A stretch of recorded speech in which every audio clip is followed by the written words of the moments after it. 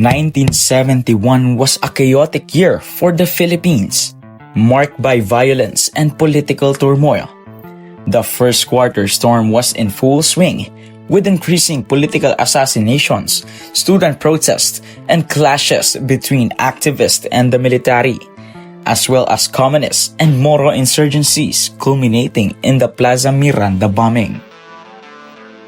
For Philippine television, meanwhile, these events became the primary focus of news coverage, as the media played a crucial role in informing the public and serving as a voice for Filipinos amid the rising authoritarianism of Ferdinand Marcos, who would proclaim martial law a year later. Media, especially journalists and reporters, became furious at the Marcos administration. However, in that same year, two mysterious and unsolved incidents happened in Philippine television that remain intriguing up to this day.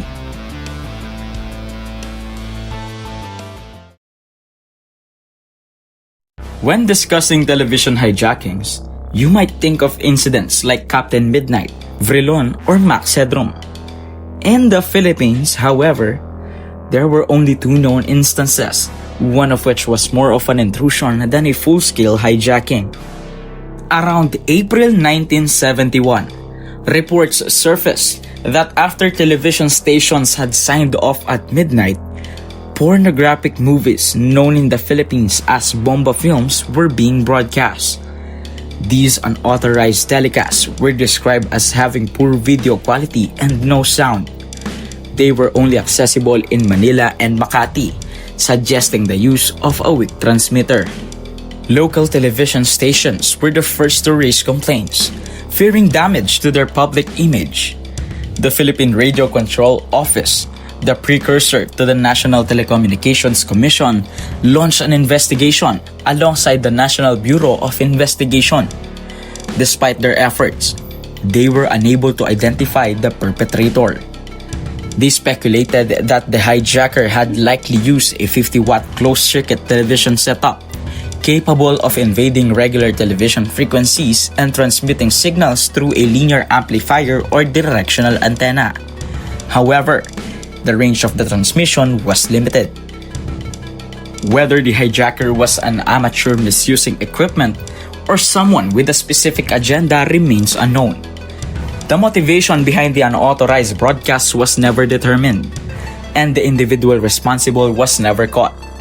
Interestingly, the hijacker stopped airing the films during Holy Week, leading to speculation that he might have been a devout Catholic. A video of the telecast also remains lost. The other incident I am referring to, which is more of an intrusion than a full hijacking, is the infamous GMA Teletubbies broadcast in 2000. This incident involves the unexpected airing of a clip featuring a partially nude Rosana Roses. This deserves its own video very soon. In October 1971, reports surfaced about a mysterious one-minute film that began airing regularly on television stations, primarily ABS-CBN and ABC Channel 5 without any context. It was only weeks later that the stations informed viewers that what they were seeing was a paid political advertisement. A UPI News article described the film as follows. It featured a combination of dramatic, actual newsreel footage and stage, improvised scenes depicting rioting youths storming the gates of the presidential palace, overturning a car, and brandishing giant portraits of Communist Chinese Chairman Mao Zedong. A voice urged Filipinos to rise in revolt, followed by shouts of "Long live Mao."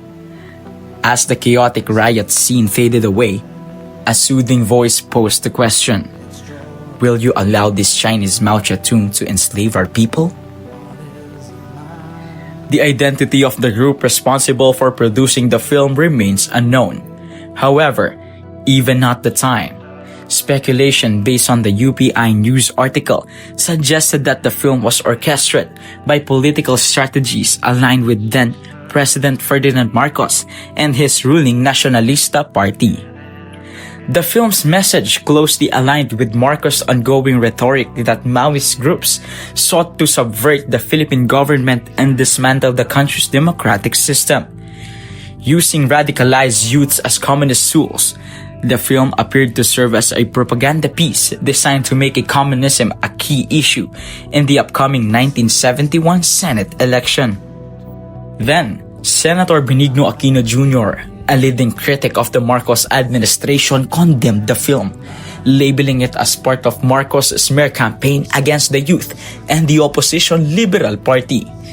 A newspaper columnist criticized the advertisement as one of the most stupid advertisements and argued that it promoted anti-Chinese prejudice. Aside from the UPI News article, the film was also mentioned in Victor Avicilia's article, Why the Reds Hate Marcos, published in the Manila Standard. While the UPI article did not specify which stations aired the film, Avicilia's article confirmed that it was broadcast on ABS-CBN and ABC Channel 5, both of which were owned by anti-Marcos oligarchs. News footage broadcast on national television at the dawn of 1970s showed student activists engaged in violent attacks at the gates of Malacanang amidst placards and streamers bearing the image of communist Chinese leader Mao Zedong. Chants like "Mabuhay si Mao Zedong," made by red rabble-rousers with bullhorns, were repeated in cadence. The news footage was even aired on ABS-CBN and ABC-DZMT, both owned by anti-Marcos oligarchs. Although the producers of the advertisement remain unidentified, strong circumstantial evidence suggests that Marcos himself was behind it. Given the ongoing first quarter storm, the wave of student protest, and the Diliman Commune uprising in 1971. However, one lingering mystery remains. Why did ABS-CBN and ABC, knowing Marcos' political motives, still choose to air the film? For the film itself, it sadly remained lost, and a mock-up was made in 2022 by Stupid Stickman.